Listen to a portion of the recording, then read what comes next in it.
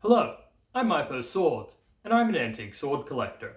I own items as old as 1600, and made by famous blacksmiths like Asadallah out of rare steels like Woot's crucible steel. But today's video isn't about that.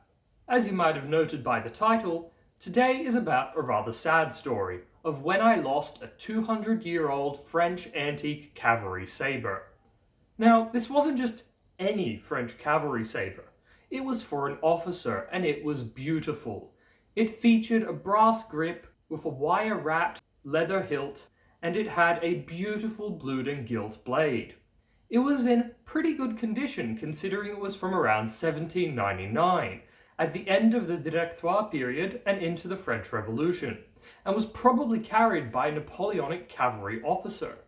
It had a unique and interesting set of design features, which harken to the fact that it was probably custom ordered for a specific officer, for a fourbissier or outfitter. This officer would have had his own history, his own story, and would have been to a collection of battles throughout his career. And I lost that sword. More specifically, a postal service lost that sword on my behalf. And here's how it happened.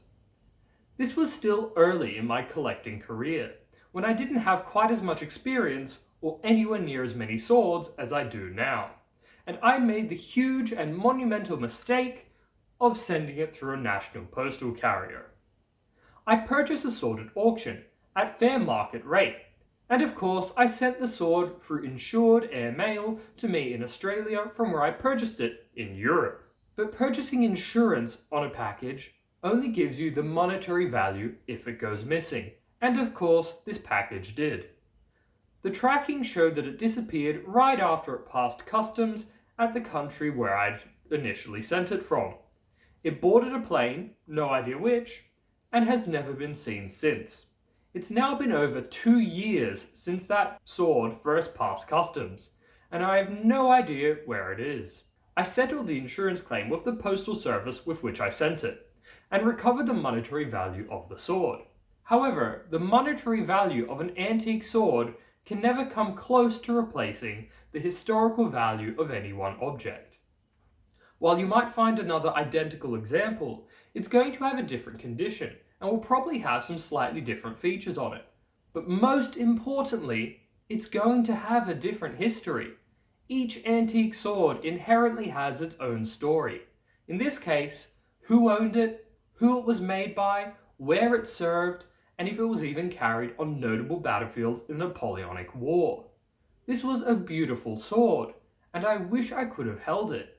But instead, I'm standing here holding a cheap reproduction which approximates the style of the sword, but is nowhere near the actual thing. The overall message of this video is always send your antiques for a registered courier, so that you can ensure that those antiques get from where they're going to your front door and into your hands without any package thievery along the way. Because there is nothing worse than losing a historical item you know you will never be able to replace. I hope you didn't enjoy this video, because I really didn't enjoy the experience. But I do hope this cautionary tale will lead you to be smarter than I was in my early days. That's all I've got for you today. Until next time, stay sharp.